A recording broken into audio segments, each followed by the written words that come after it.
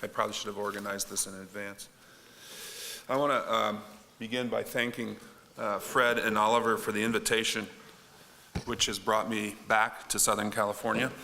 The last time I was on the campus of Biola University, I was losing a basketball game. It was, in fact, my very last basketball game in my college career. It was a semifinal of a regional playoff, and I try not to hold that against y'all. All right. After teaching Atonement for 28 years now, I'm convinced that most Christians do not know why Jesus died. Not really.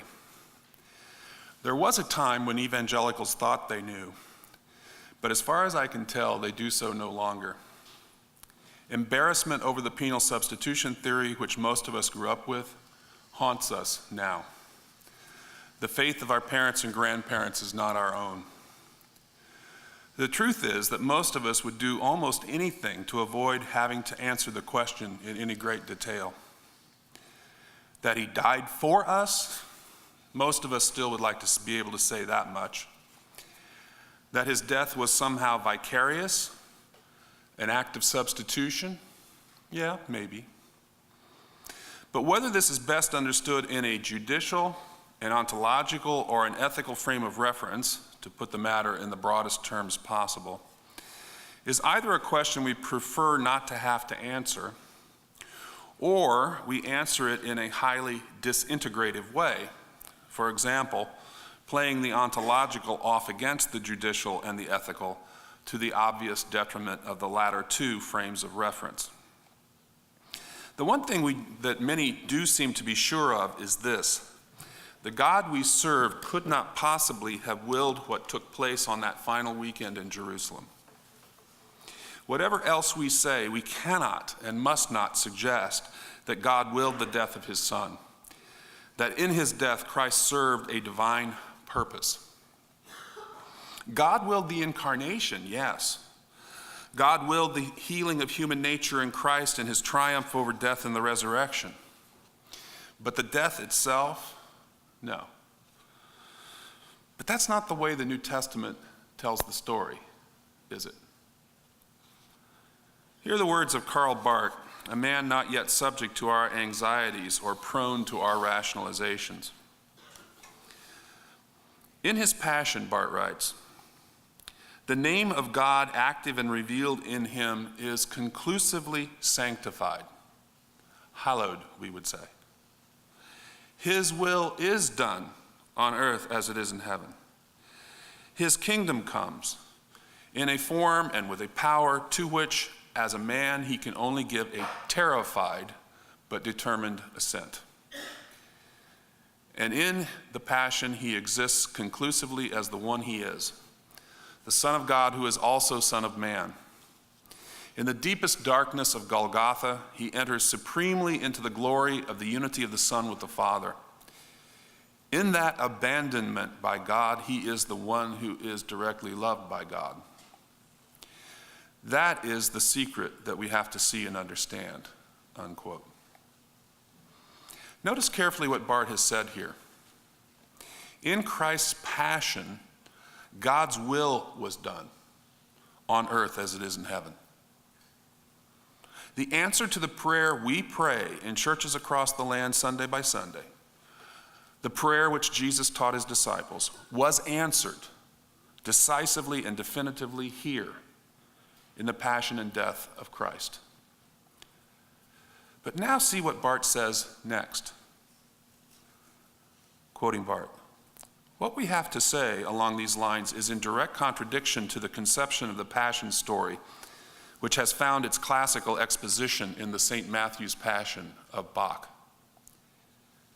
In an almost unbroken minor, it is a wonderful cloud pattern of sighs and lamentations and complaints, of cries of horror and sorrow and sympathy. It is a tragic ode culminating in a conventional funeral dirge. Rest softly. It is neither determined nor delimited by the Easter message, and Jesus never once speaks in it as the victor. When is the church going to realize and to make clear to the thousands and thousands who have direct knowledge of the evangelical passion story only in this form, that what we have here is only an abstraction and not the real passion of Jesus Christ? Unquote. Jesus is the victor in his death because it is in his death that death itself dies. This understanding, expressed with great intuitive insight by Gregory Nazianzen, when he said, "He dies, but he gives life, and by his death destroys death." This insight was made central in Reformed soteriology in the 17th century. For John Owen, the death of death was understood to occur in the death of Christ, not in the resurrection. The resurrection is the public and universal declaration of the death of death in the death of Jesus Christ. A declaration which is itself creative, an effective word which brings new life. It is new creation. But it is not the cause of death's demise. The negative significance of this insight is that Jesus was not in his death a victim. Or better perhaps, he was not only that. And to the extent that we focus our attention there, we miss the overarching story being told in the Gospels and concern ourselves instead with a spin-off, a sequel, which cannot stand comparison with the original. The positive significance lies in the fact that Christ's death was willed by him, and willed, mind you, at the cost of enduring an excruciating spiritual struggle in Gethsemane to unite his will with that of his Father. And make no mistake, this was the will of the Father. Jesus was not laboring under a misunderstanding.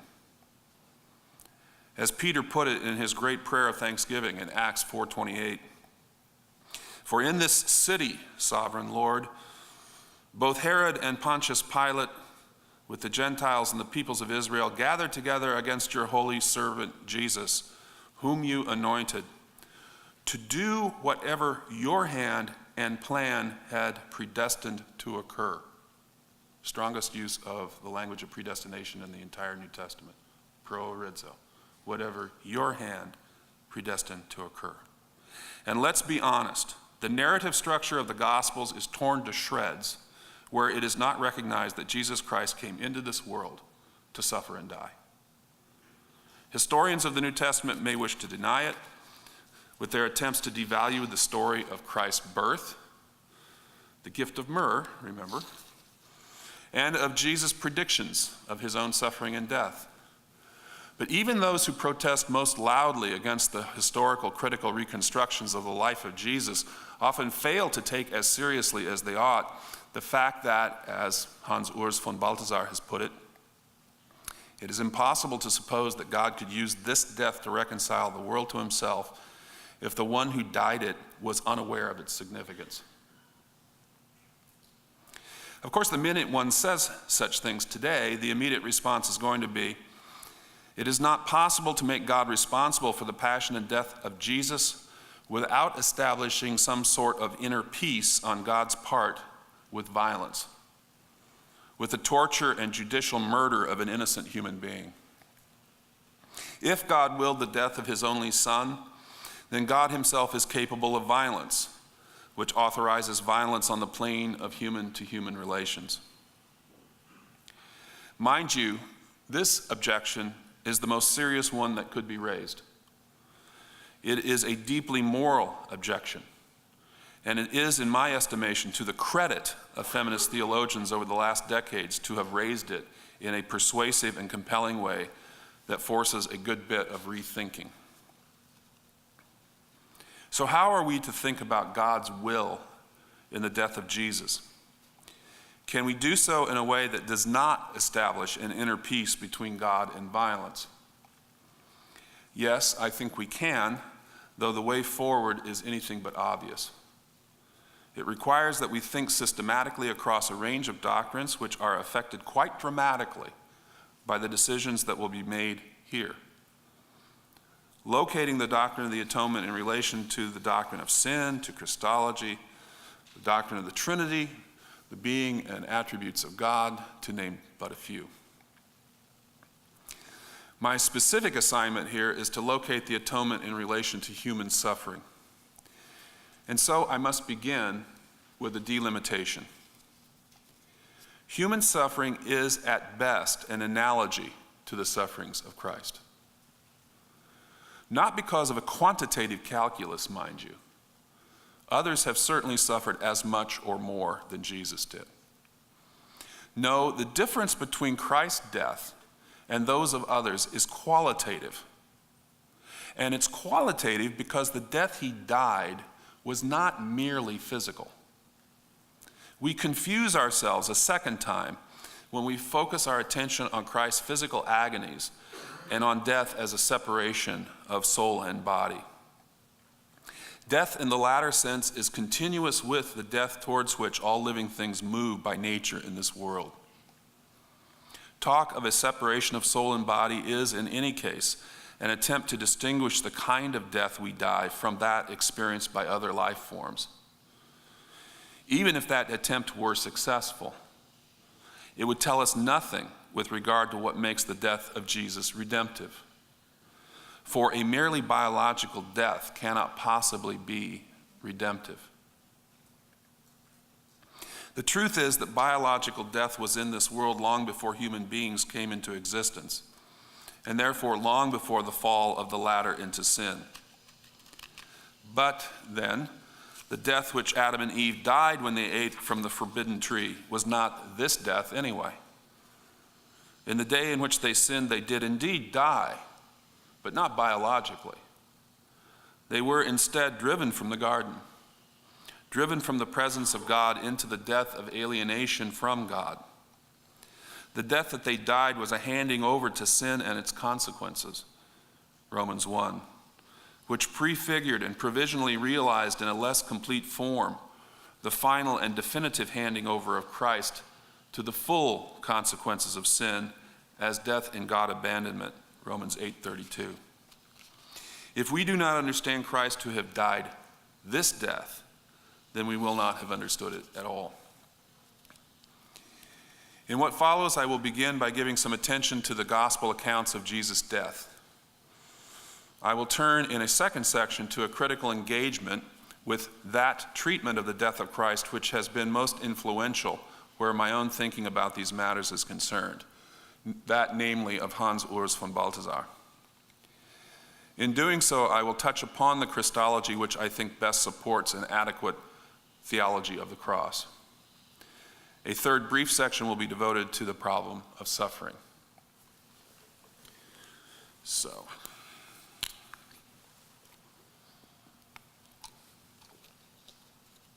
to begin, the death of Christ in gospel narrative. The four gospels do not say the same things about the death of Christ, but they supplement each other in interesting ways. Their differences, when taken together, can provide a synthesis of enormous power and indeed considerable unity. Christ is in his death the sinner, not merely the bearer of the guilt of others, though he is certainly that too, but the sinner. This is the great insight of Karl Barth, an insight which takes us beyond classical forms of the penal substitution theory into the realm not of metaphysical speculation, but of biblical apocalyptic. The inbreaking of God's reign through the death of death in a new creation which lifts the finite above the conditions of life proper to it in this world.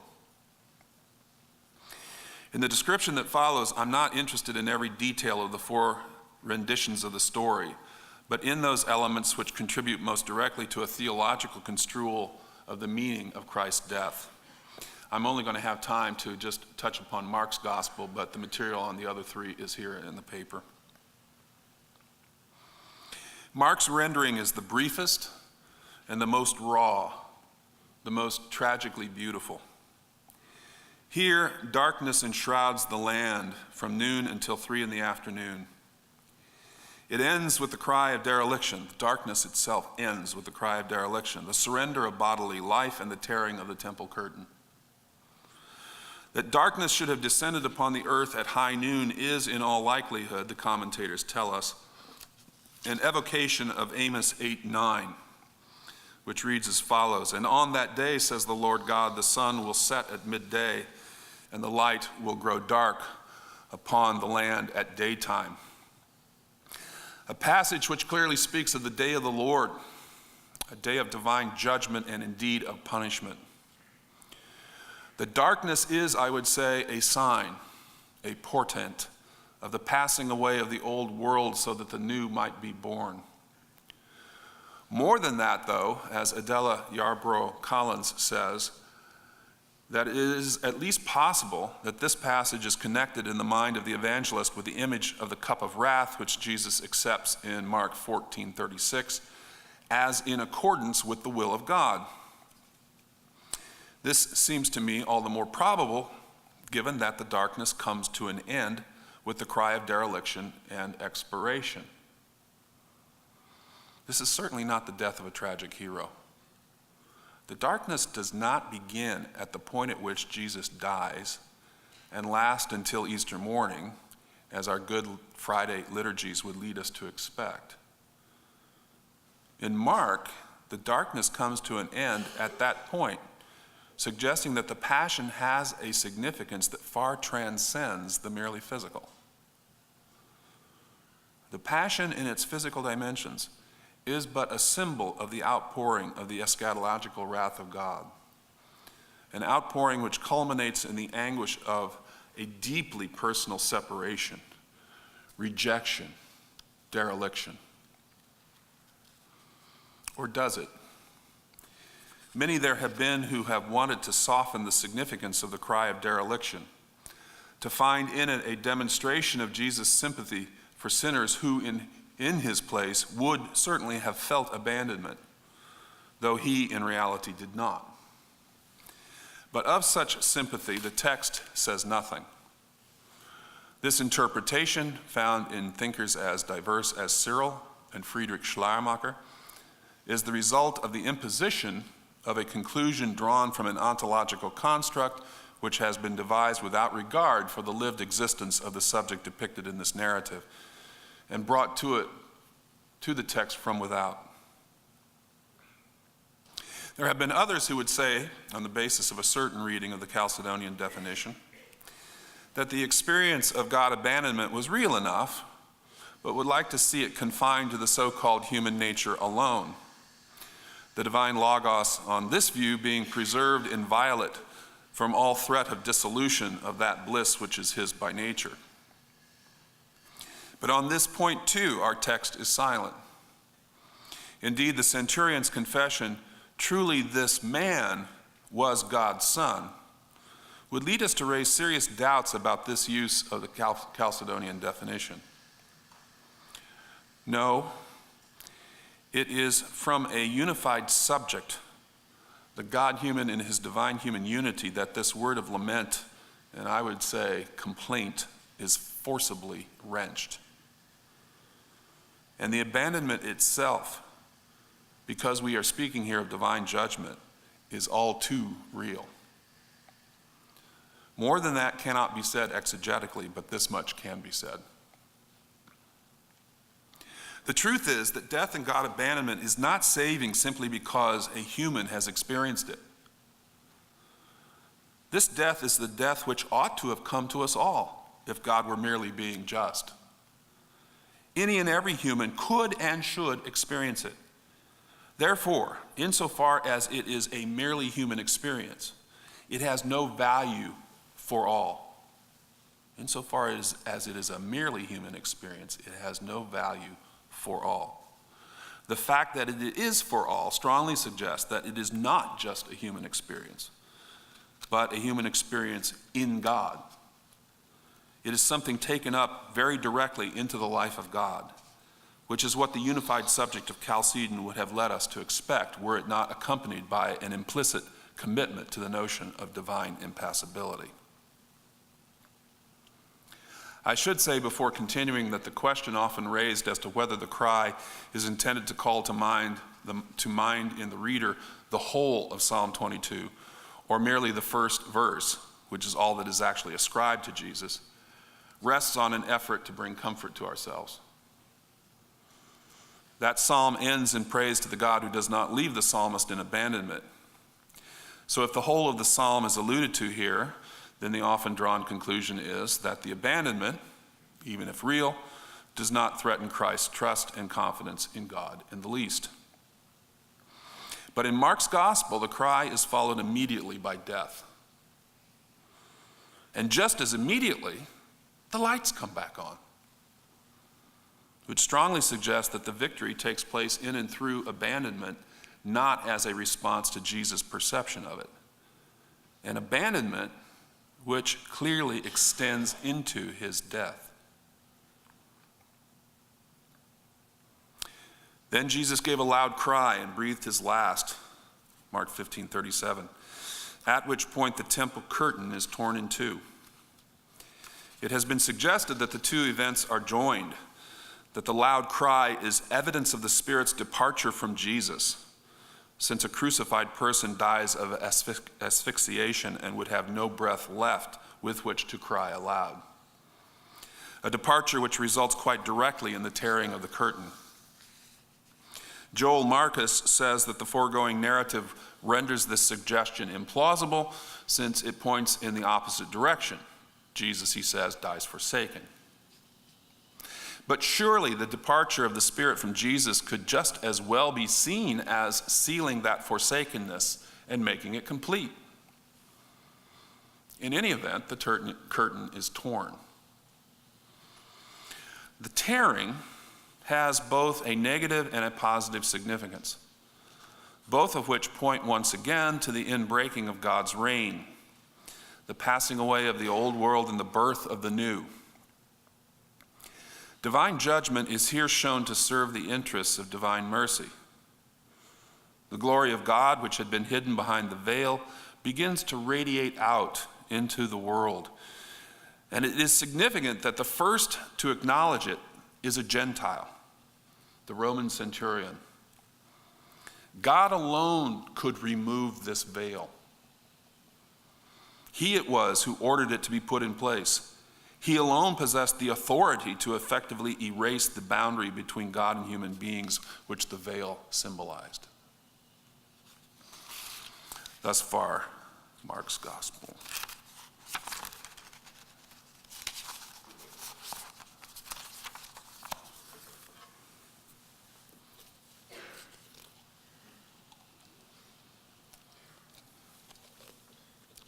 The death of Christ, an homage to von Balthasar, and a bit of critique. To understand what made the death of Christ to be a saving event, we must first of all know who it is who dies here and how he dies. That is to say, we must attend to Christology in the strict sense and to the full meaning of divine judgment. Hans Urs von Balthasar does both. Basic to von Balthasar's Christology is the conviction that Christ's person simply is his mission. Christ's person simply is his mission. His mission is not something imposed on him from outside like a law. He is the one who from before all time has had the task. Indeed, von Balthasar says, he is the task of fulfilling this universal design. Everything in him, mind, intelligence, and free will, is oriented to it. We cannot say that they are instrumental. That would suggest that the mission takes precedence over his I, whereas we must hold fast to their identity. Jesus is his mission. Von Balthasar tries to offer a somewhat psychologized explanation for his identification of being and mission in Christ, which is not entirely convincing, even though it is highly suggestive.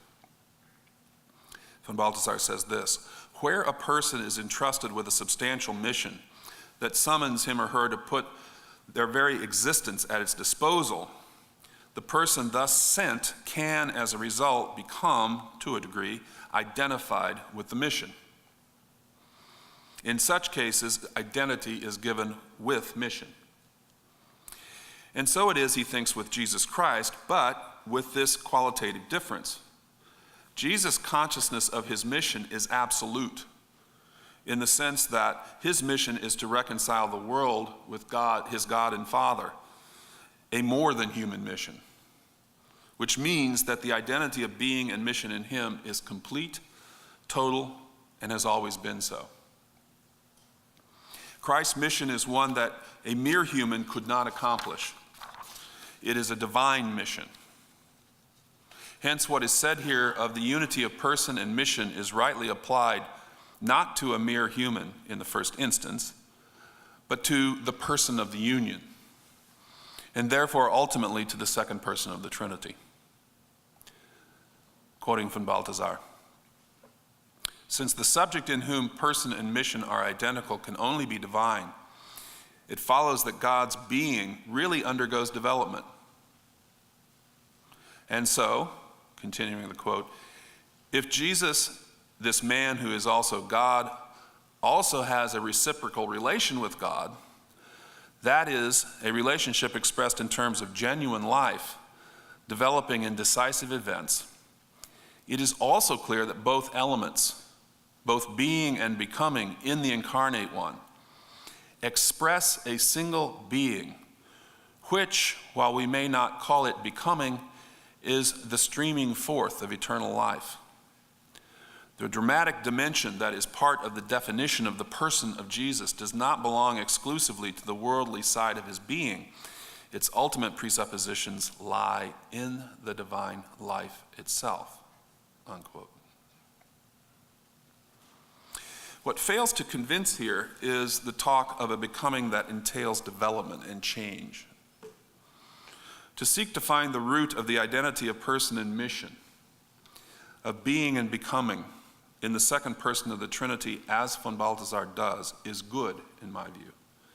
It is, in fact, a necessity if we are not to separate the being of God and the being of the man Jesus in quasi-Nestorian fashion. But we carry that task out wrongly, it seems to me, where we introduce any element of mutability into God.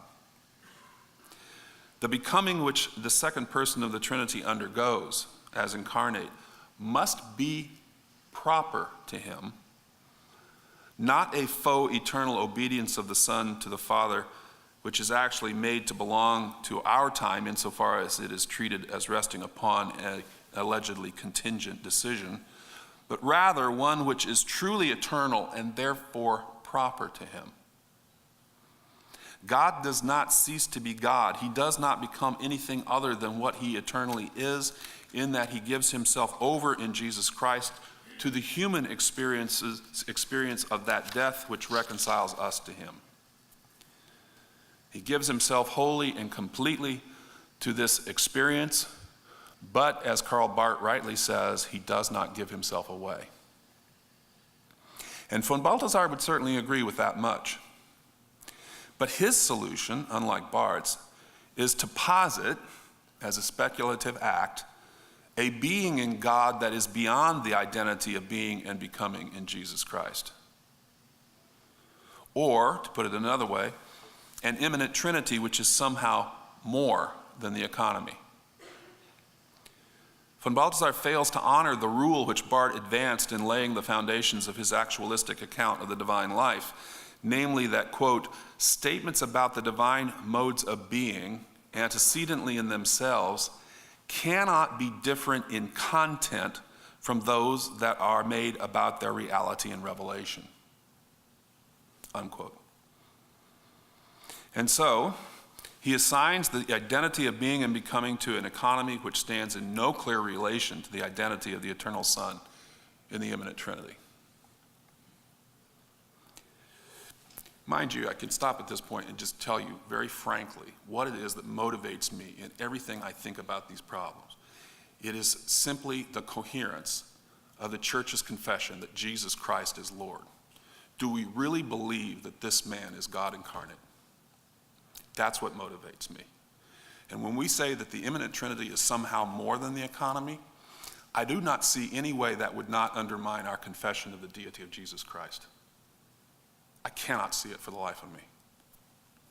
I'll continue. Von Balthasar's train of thinking did not have to turn out this way. In fact, consistently applied, Christ is his mission. The method which von Balthasar himself advocates could not have had this outcome. Von Balthasar tells us that he is pursuing a Christology from below, from a starting point in what he calls a Christology of consciousness. That is, a historically constructed understanding of the self-consciousness of Jesus with regard to the mission that he is. He's starting with a Christology of consciousness, and he's proceeding from it to a Christology of being. But at the end of the day, his method is a quasi-transcendental one. He asks, who must he be to behave and act in this way? In the way of one conscious of having a divine mission which can only be carried out humanly.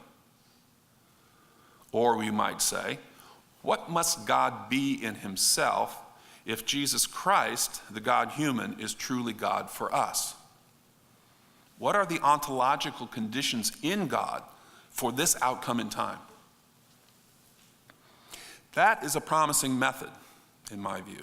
And the decision to start with Jesus' consciousness of having been sent into this world to achieve a divine purpose has very strong exegetical foundation. If only von Balthasar had been able to resist the temptation to lapse back into a metaphysical conception of the immanent Trinity. For it was that fateful move which made it impossible to make consistent use of his preferred method in Christology. Much more could be said about von Balthasar's Christology in a lengthier treatment. He does not yet have the Christology he needs to make his treatment of the atonement fully coherent and render it immune to moral objection. And that is a great pity. Von Balthasar was heir to the version of diothelite teaching set forth by Alois Grillmeyer, a version which is very hard to distinguish much of the time from a two-subjects Christology. Every diothelite faces the challenge, of course, of explaining how it is that two minds, wills, and energies of operation, one divine and one human, can yield one person, a single unified subject. Cyril solved the problem by making the divine to be active, the human passive, thereby narrowing the distance between what might otherwise seem to be two independent, shall we say, subjects, whose unity could not rise above the level of a simple agreement of wills. Can I just say parenthetically, a simple agreement of two wills produces unity of action, but it does not produce a unity of persons. Agreement is not a unity of person. Something more is needed. In other words, Cyril instrumentalized the human nature of Christ. But von Balthasar is negatively disposed towards this strategy. He understands Cyril to have revived the Apollinarian heresy, at least in part. And he has his worries about the anhypostatic doctrine of Leontius. For he asks, how can an essentially self-subsistent being equipped with reason and freedom be the property of another? Surely the latter, by definition, must rob it of its self-possession, its substantia. Unquote. Von Balthasar is clearly concerned, as he puts it, to uphold the Christological distinction between the human conscious subject and the divine person. In order to achieve this goal, he makes the novel suggestion that a nature, even when understood as equipped with self-conscious agency, is not yet a person until he or she has a mission, an identity. In the case of Jesus, this happens in that God addresses him and speaks to him the truth as it has been known to God from all eternity. You are my beloved Son, in the baptism at the Jordan. At this point, the man Jesus becomes a person, von Balthasar says, and indeed a divine person, since it is in this event that the Son identifies himself with this man. But now notice, the term person is being employed here to speak of the man Jesus. A man who, as such, precisely as human, is divine, but who in his divinity remains other than the Son who identifies with him. I'm referring back to the distinction between immanent Trinity and economic Trinity. A Son who in identifying himself with the man Jesus remains other than the man himself. That this is so is made all the more clear when von Balthasar goes on to say that, quote, the analogia entis that prevails between God and the creature goes right through the incarnate Son of God. And so, von Balthasar cannot attain what he wants most, namely, to be in a position to show how it is possible to say that a perfect man endowed with reason and even possessing a free will can be God. He cannot say this coherently because his Jesus is but an analogy to God. He's not God. Sadly, von Balthasar has not been able to free himself from a two-subjects Christology, a problem which, if left unresolved, would undermine his most brilliant achievement, which is actually his treatment of the Atonement. My primary source for establishing von Balthasar's understanding of the Atonement will be his 1969 work, Mysterium Paschale. What he says touching on atonement in the third volume of the Theodrama, which has been the center of my concerns up to this point, is entirely commensurate with this earlier theology of the cross in Mysterium Paschale. But this earlier version is not entirely compatible with the later treatment found in volume 4 of the Theodrama, which was first published in 1980. Mysterium Paschale is a more useful resource for the model I would like to elaborate here, and it has to be said, is more in line with the apocalyptic understanding which informs the Gospels. The earlier von Balthasar knew full well that a real substitution in the event of the cross would be impossible if it were thought that, quote, it is simply some man or other who suffers on others' behalf. It is only possible, he says, if unus ex trinitate passus est, one of the Trinity has suffered. Both, he says, in his human nature and in his divine person.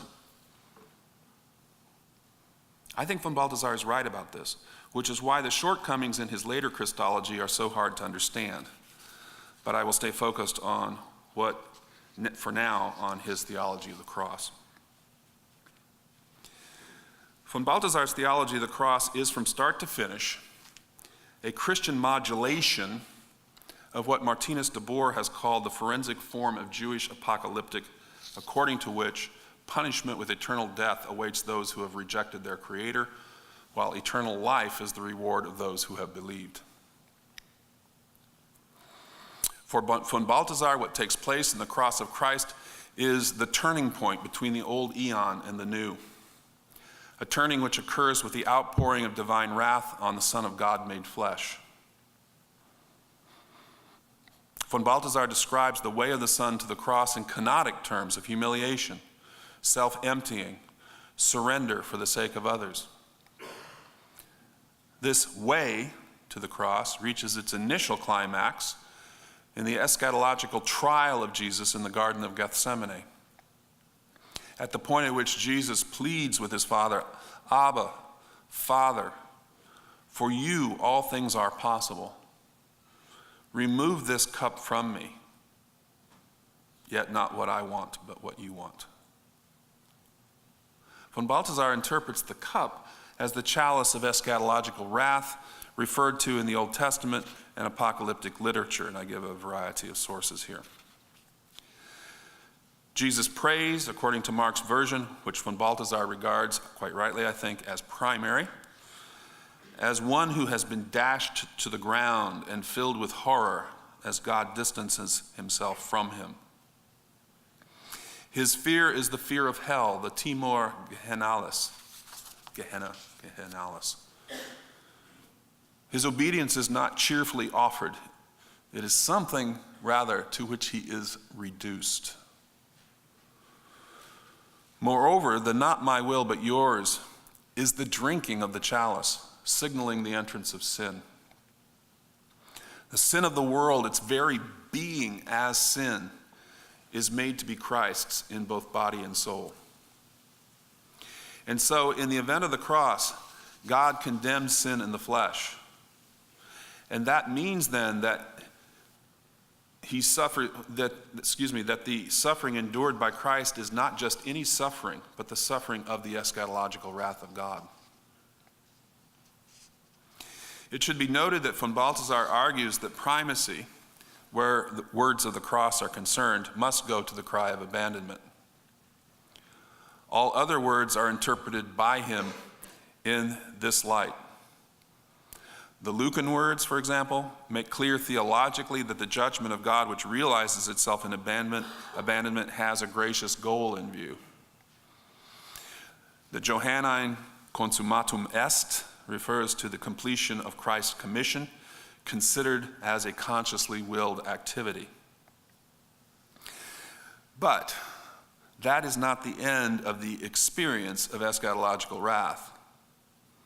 What happens next has nothing to do with consciously willed activity. Of considerable importance, too, is von Balthasar's belief that the Holy Spirit is freed when Jesus breathes his last. That the Spirit should depart from him is the completion of his isolation and abandonment. Whatever happens next, Jesus will be alone. Alone in death, alone in the experience of hell. Von Balthasar's notoriety for those who disdain his theology has everything to do with his theology of Holy Saturday, his meditation on the theme of Christ's descent into hell. Hell for von Balthasar is not a place. It's a spiritual condition, a condition of the soul. Indeed, it is, following Isaac of Nineveh, a timeless experience. That is to say, one in which there can be no hope for change. Von Balthasar describes this condition as one in which all spontaneous activity has ceased. The dead don't do anything. It is complete and total passivity. That Jesus was really dead means that during the time between physical death and resurrection, he did not engage in all manner of activities in the world beyond.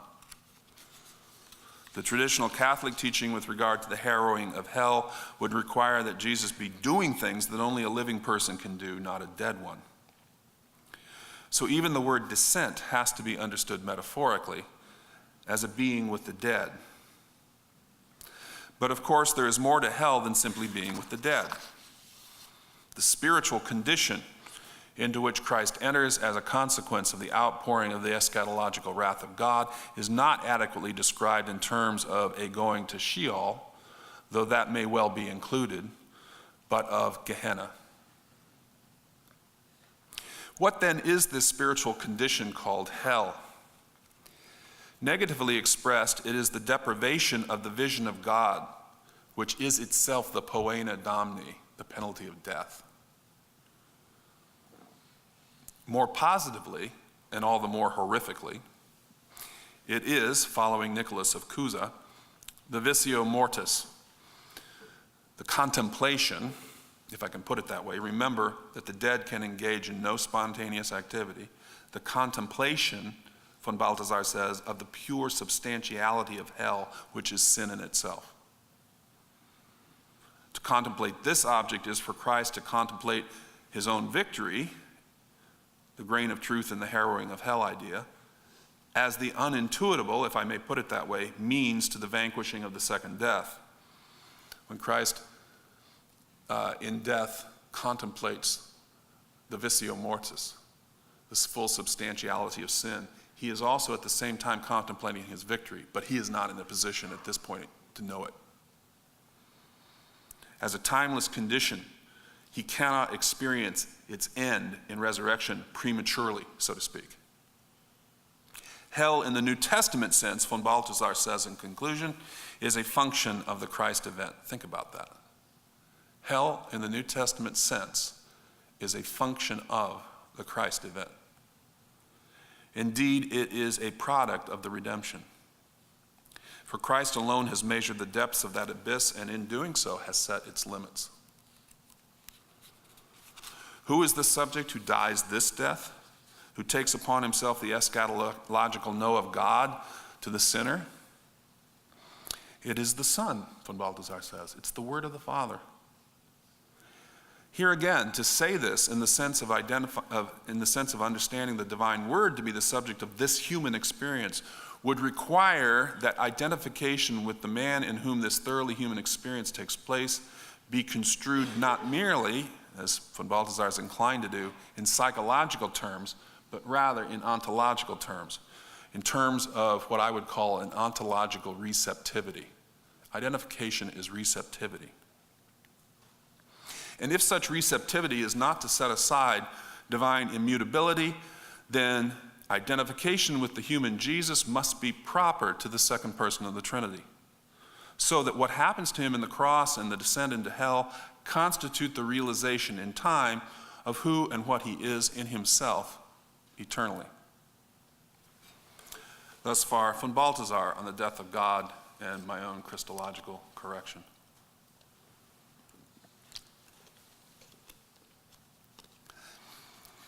I want to say something briefly about the problem of human suffering.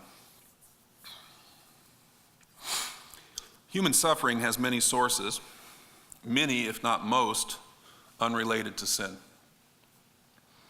Growth, degeneration, decay, and death are natural to the finite creature in this world that is passing away. And suffering is part of that, an ever-present feature of life. It is quite true, of course, that human beings can increase the measure of suffering in this world artificially. They make themselves rather expert in doing so. But suffering in and of itself is natural. What can we say then of the relation of atonement in human suffering? Well, the first thing to be said is that it is not the atoning work of Christ as such which brings an end to human suffering. It is only the general resurrection of the dead at the end of time which will do that. Resurrection is new creation, a lifting of the finite above its natural state, thereby making the finite to be more than finite. A creature who cannot die is not natural. She has been lifted above her finitude by a transfiguring of the finite through the power of the Holy Spirit. Christ's resurrection is a proleptic realization in time of this final end of all things. Still, the sublation of the finite, if I may put it that way, which occurs in the resurrection and results in unending and unbreakable fellowship with God, can only follow the sublation of the sinfulness of human creatures who failed morally and spiritually to live in this world and under its conditions as those who are righteous and holy. The last step is to see that there is a certain necessity in the movement from God to the creation of the finite and its eschatological transfiguration. It is a necessity grounded, I would say, in God's very being. God is by nature love, self-giving, self-emptying love, which, according to Philippians 2, is a love which contains the object of that love in itself. And what can be more truly other than God, and therefore the telos of the self-emptying activity that God is, but the finite, rational creature capable of responding to this love? Does such a view make God dependent upon the world in order to be God? In no way. The love that God is cannot be contained or privatized. It's self-giving by nature. Therefore, it must overflow its boundaries. Its going forth is not to remedy a defect or lack, a deficiency in being. And it cannot be the expression of need, or it would not be the kind of love that it is, namely self-giving. On this view, the fall into sin is not a catastrophe that God either did not foresee or was unable to do anything to prevent. It did not overtake him unexpectedly. Does this mean that God wills natural evils and sin? Not as ends in themselves, certainly. What God wills is the redemption of the human race in Jesus Christ for the sake of unending and unbreakable fellowship. And God wills the kind of world in which that can take place. But that also includes the conditions of finitude, and so we suffer. A finite world with all that this entails is the unavoidable result.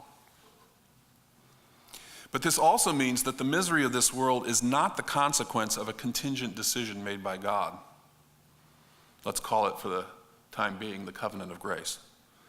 A contingent decision which, by definition, is one for which no sufficient reason can be given. To put it that way would be to elevate the divine willing over the divine self-knowledge and divine self-love, God's love of the self-giving love that God himself is, to the point where no reasons for what God does can be given beyond the stark statement that God has willed it so. God's willing is on this showing its own justification, and in this bare assertion is grounded the glory of God. Classical Reformed theology did tread this path, but it should never have done so.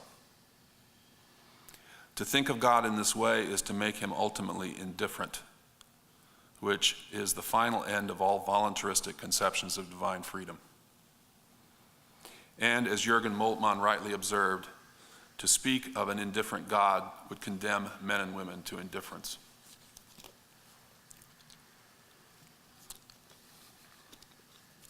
There is a tremendous amount of reflection packed into that last section, I will readily grant, having to do with reflection on the relationship of triunity in God to God's electing grace.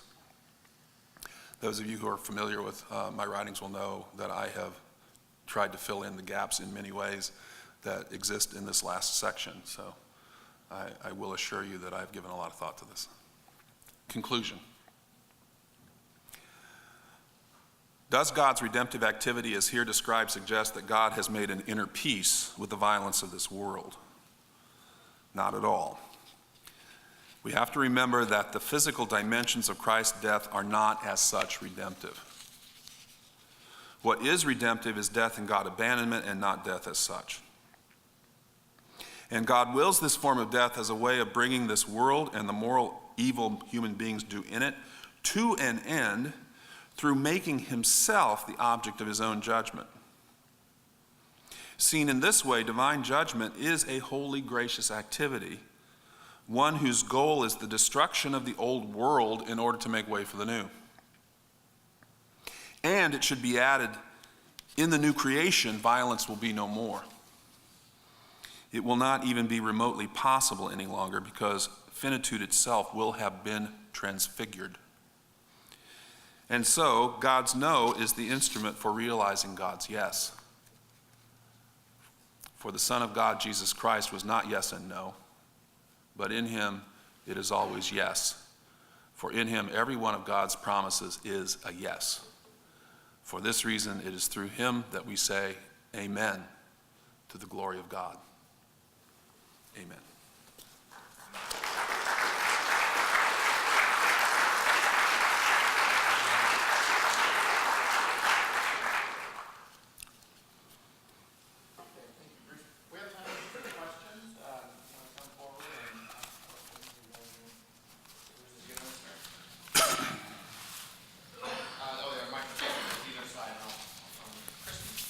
Hi, thank you very much for that. I was wondering if you could say a little bit theologically what it does or doesn't mean to suffer. What it means to suffer? Yeah, just to suffer, and what that means for Christ, and how you would relate that to merely human suffering. The suffering that is redemptive is, as von Balthasar says, a condition of soul. A soul which has been deprived of the vision of God and is left only with a vision of the true meaning of death in the absence of God, the substantiality of sin. That's suffering. And what I suggested was physical suffering that takes place as a consequence, quite naturally, of our finitude, is always only a token of that experience, a provisional parable of it, but not the thing itself. So there's an analogical relation between the two, but we do not plumb the depths of Christ's saving death on our behalf if we stop short with thinking about physical dimensions. Yeah, I feel like 10 years ago, it does seem, okay. Like 10 years ago, there was a thing about Bart and his doctrine of Jesus as the subject of election. Yep. I feel like there's an article where you're basically saying that that if Bart's being true to Bart's self, like God's act of election comes first. That's primary. And I feel like is that in tension with what just happened in the last section of the paper? Not quite, no. It's not a bad summary of something I said, what's it been, 14 years ago? In an essay that was intended to be no more than a thought experiment, an invitation to further discussion. I made the suggestion that if Bart were being entirely self-consistent, what he ought to have said is that Trinity is a function of election. Now, that precise formulation is not one I would use today. It invited all kinds of misunderstanding. People ignored all the other caveats by which it was surrounded, which included things like there is nothing in God that is before something else. So it's not as though Trinity and election can be seen as related in a before and after. First Trinity and then election. First election and then Trinity. They are equally primordial. I also said that from the beginning, but it was ignored. See, the thing is, if you believe in a voluntaristic conception of divine freedom, if you think in that way, that the covenant of grace is something God could have done or not have done, didn't need to do anything at all, then you put yourself in a position of saying, then why did he do this? Knowing full well what the consequences of this decision would be, all the oceans of misery through which the human race has passed. Why did he do this? And if you believe in a voluntaristic conception of freedom, you have to resist at all costs the idea that this decision is conditioned by something else. Because to the degree that it's conditioned by something else, it's not truly free in the voluntaristic sense. So you can't give a reason. You have to finally say God willed it to be so because God willed it to be so. What I'm saying is, in pretemporal eternity, there is not a two-act drama taking place. First, an act of self-constitution as triune, and second, a contingent decision in the covenant of grace, a turning towards the world in grace. These are, in fact, one event. These are both descriptions of the one life act of God. And if you're going to think them together successfully, the best way I've learned to do it in subsequent years is with a bit of help from Thomas Aquinas. Thomas says that ultimately, the ends for which God acts are always found in his own being, namely the divine goodness. And the only wrinkle I've introduced into this is to say divine goodness is not as deep a description of the life that God is, as is self-giving love. The one identity statement that is made in the New Testament where God's being is concerned is God is love. And Paul spells this out in canonic terms in Philippians 2. So, I would say that where Thomas treats the divine goodness as something that cannot be contained, something that overflows its boundaries, I would say the same of self-giving love. So that is the solution to the attempt to treat the election as a contingent decision, which in effect makes it part of the temporal world. Yeah. Thanks for your presentation.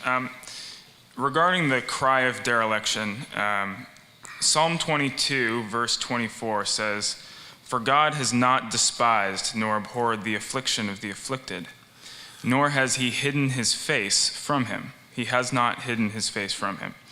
But when he cried to him for help, he heard. What do you do with that verse in regarding, you seem to say phrases along the line of God abandoned Jesus on the cross, he turned his face away. This verse seems to say explicitly the opposite. Jesus didn't cite the whole psalm. He only cried out an expression of abandonment, and he died. So you think only verse 1 of Psalm 22 Absolutely. is applicable to the cross? Absolutely. So the rest of the psalm is not Yeah. describing Yeah. Jesus' experience on the This is a fundamental cross? conflict between New Testament scholars and systematic theologians. Systematic theologians love to read the whole of Psalm 22 into that. By and large, commentators on Mark never do that. Okay.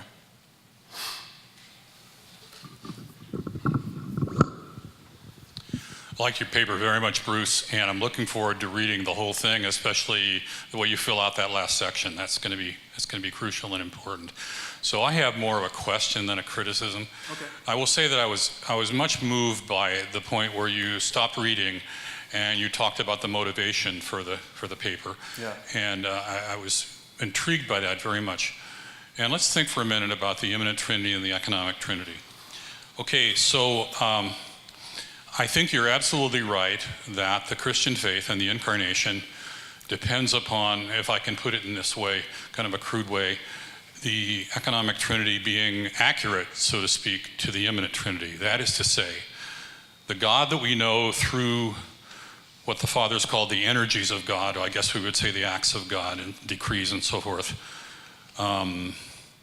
is accurate to God as he is in himself. Yeah. Okay, I absolutely agree with you on that. Yeah. On the other hand, I certainly would be very much inclined to say that what we know of God through the economic Trinity does not in any way exhaust the infinite nature of God's inner being, and that making sure, and that saying that does not call into question Jesus is Lord. So my question is, do you agree with that? No, I don't. And the reason is as follows. If you open up what David Bentley Hart calls an analogical interval between the immanent Trinity and the economic Trinity, then you can try to make the claim that what happens in the economy manifests, expresses the being of God as it really is. But the only way you could ground that claim, there are two ways to do it.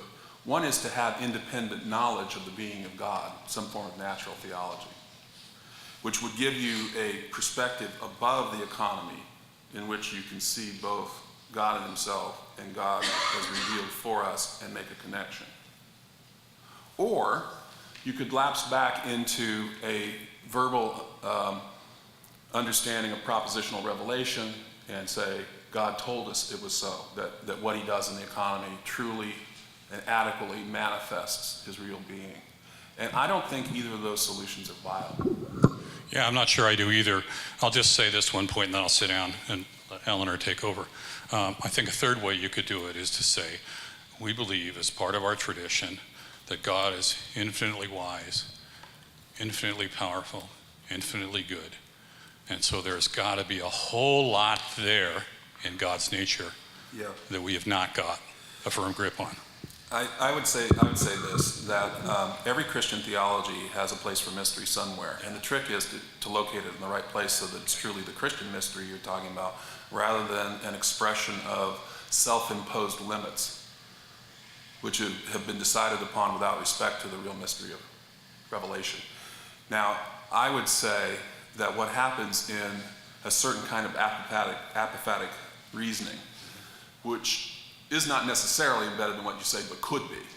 You know, the tradition believes God is this, that, and the other thing.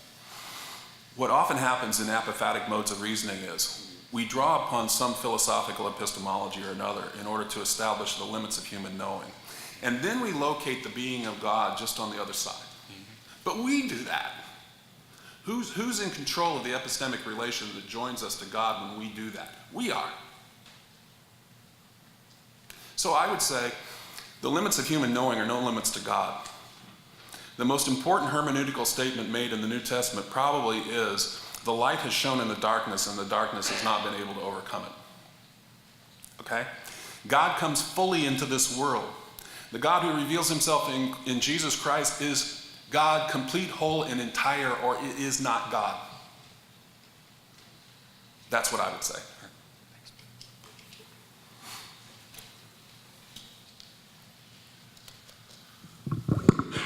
So I would like to ask you a question which I'm afraid you're going to find confrontational, and I wish you wouldn't do that.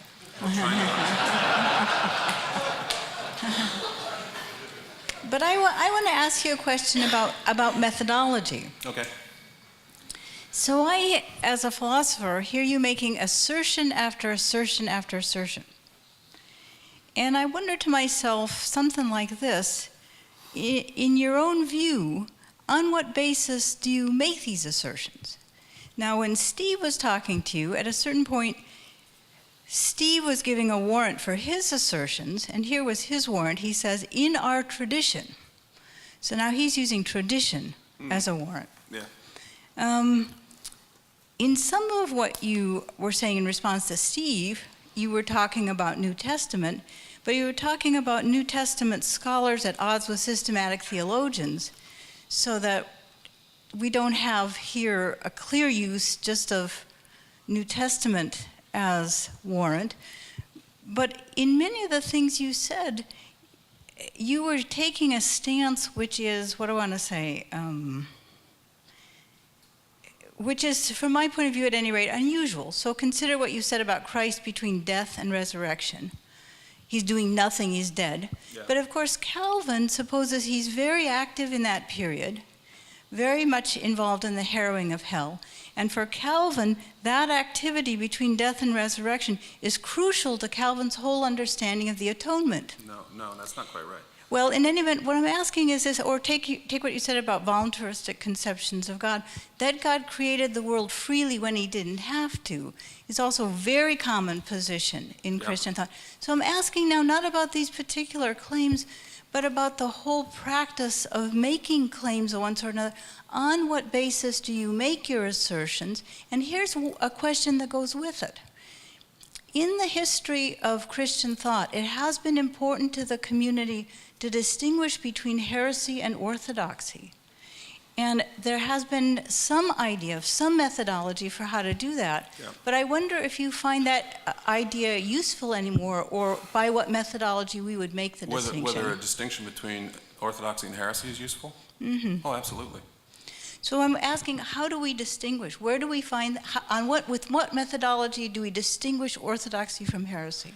What we gain from the study of the tradition is an understanding of heresies named by the church in particular phases of its history.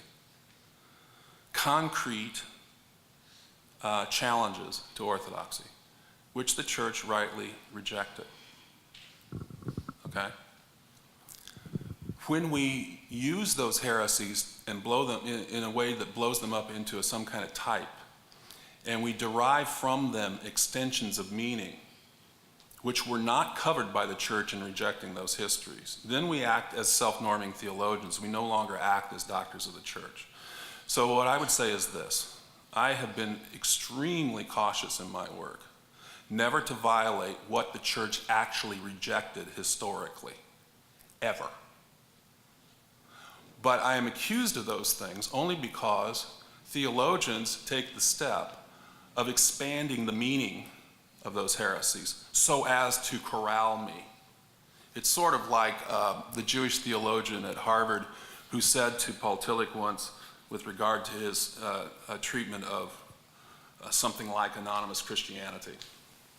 He said, Tillich, your conception is sort of like the Bedouin's tent, and the camel pokes his nose under the edge of it and would like to see what's going on inside, and the next thing the camel knows, the tent pegs have been moved and now he's inside the tent.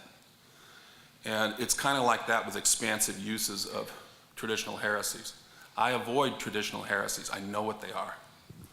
Come back to the question of methodology. My methodology is a quasi-transcendental one. That is to say, I start with the earliest and most primitive Christian confession: Jesus is Lord.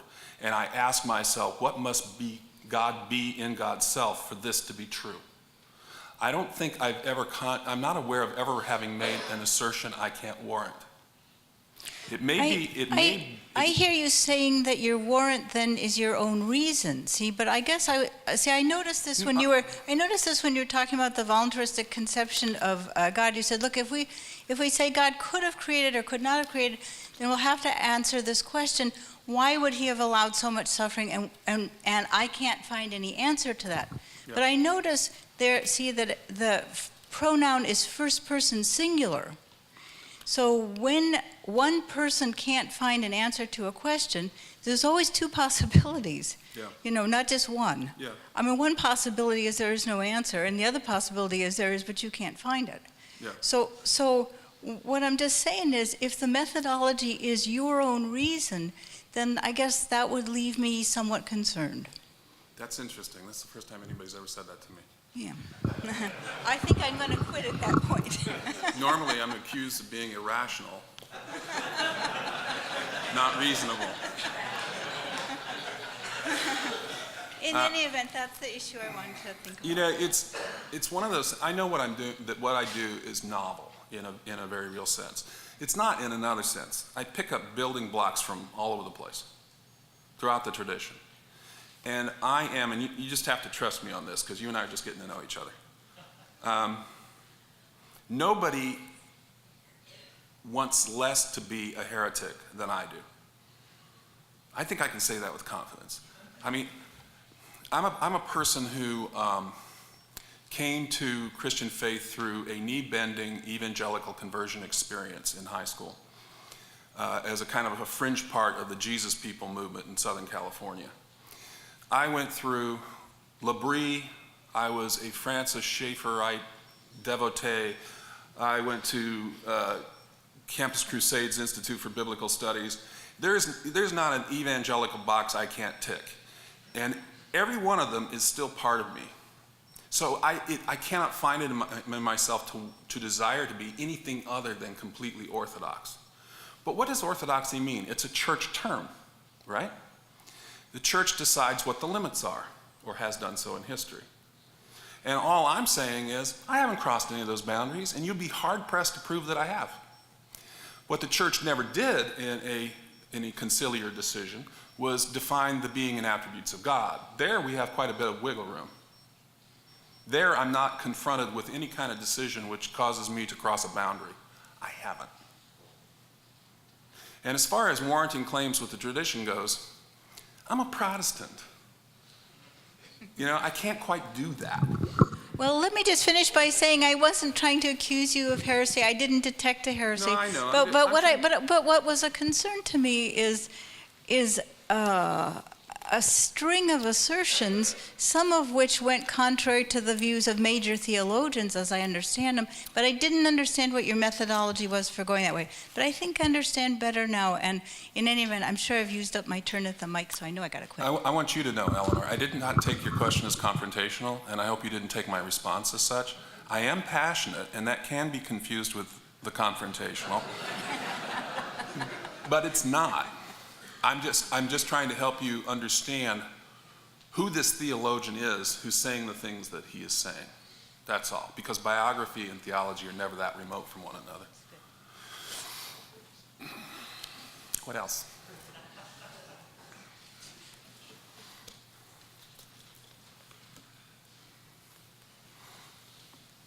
The other thing I suppose to be said as a kind of a footnote to all that interchange is, by this point in time, and people ask me to revisit these issues over and over and over again, and I will just say, though some of my assertions may seem to be unwarranted in this paper, they have been warranted elsewhere.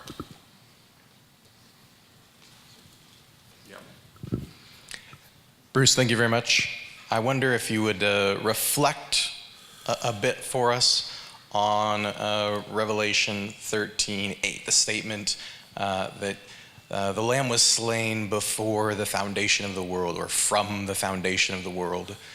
If that's the reading of Revelation 13:8 that we take, and I'm thinking about this particularly in the context of what you said early in the paper of do we locate the death of death? Do we locate atonement in the death of Christ or in the resurrection? Yeah.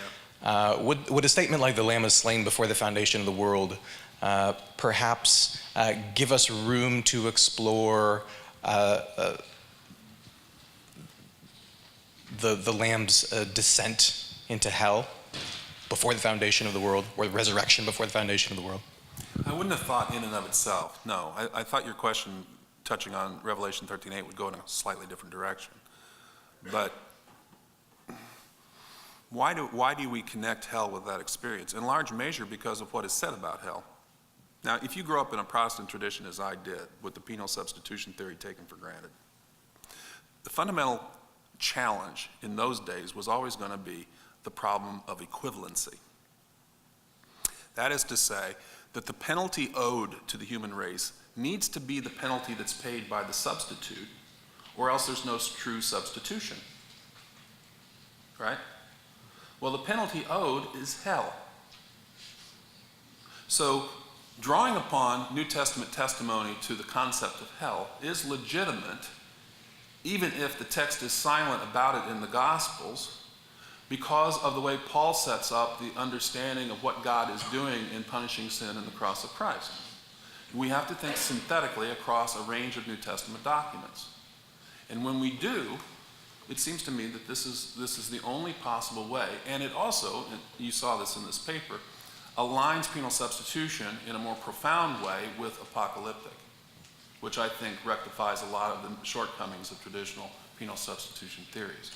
Now, in terms of the question I thought you would ask about Revelation 13:8, and you can follow up if I'm wrong, I thought you were going to ask me whether the suffering of Christ was somehow eternal.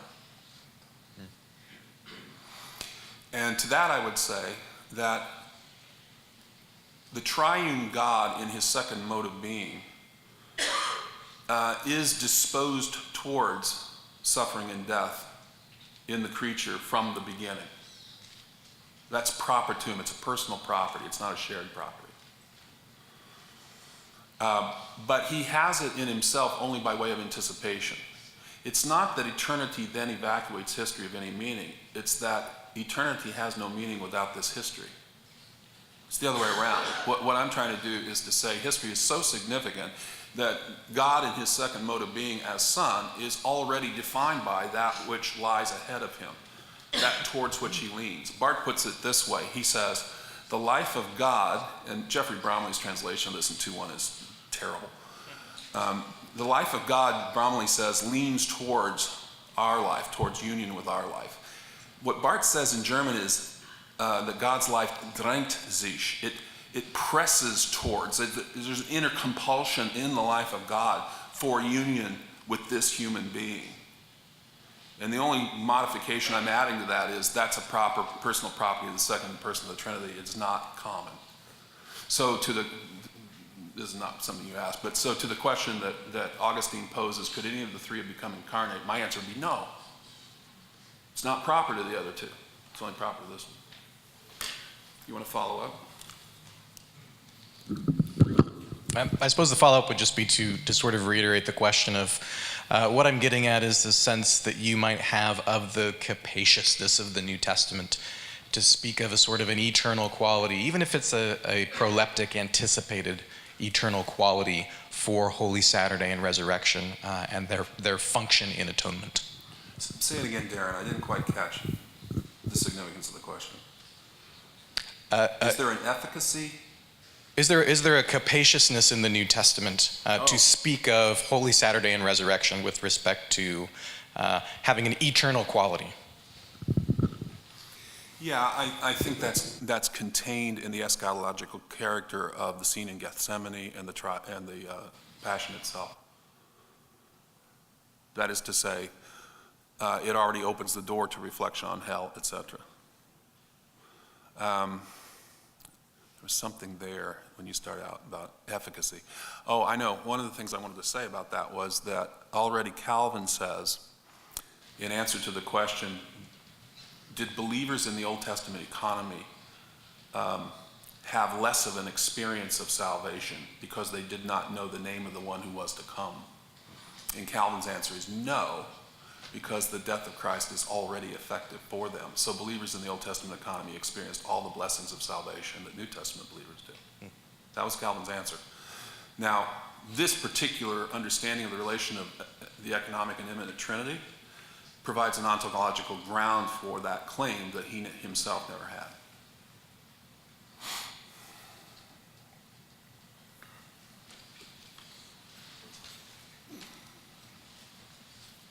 Thanks for the paper.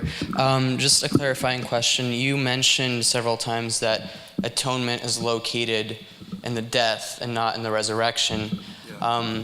What's your, I guess, basis for separating the death and the resurrection in atonement instead of trying to have more of a complete, unified atonement location? If you speak in the way I did, and I used the language of German idealism when I did it, I said that there is this kind of necessity of being in God to create another that will be finite.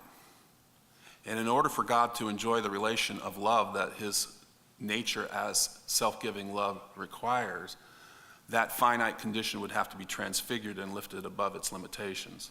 If all of that is there from the beginning, then it cannot be said that we tear apart the cross and the resurrection. That is to say, the transfiguration is as necessary as is the event of overcoming the moral consequences of our fallenness. You can't tear them apart. But I will say this about transfiguration. It's not recapitulation. Irenaeus' idea of recapitulation, if you ask, what is the end of that? What is its goal or purpose? Well, think about it. What takes place in the recapitulation theory is a reversal of the effects of sin on human nature. The only ostensible end that could have is a restoration of the original condition. Reversal leads to restoration, but redemption's not restoration. Redemption is new creation. And those two things belong together, cross and resurrection. That's one event.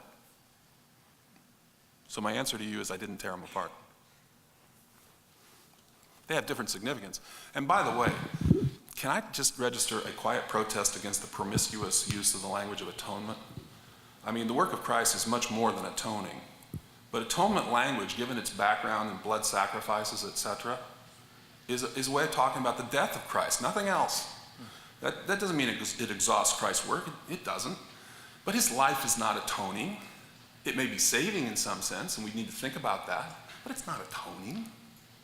The resurrection is not atoning. The ascension is not atoning. Atonement is one thing. Okay. All right. Thank you.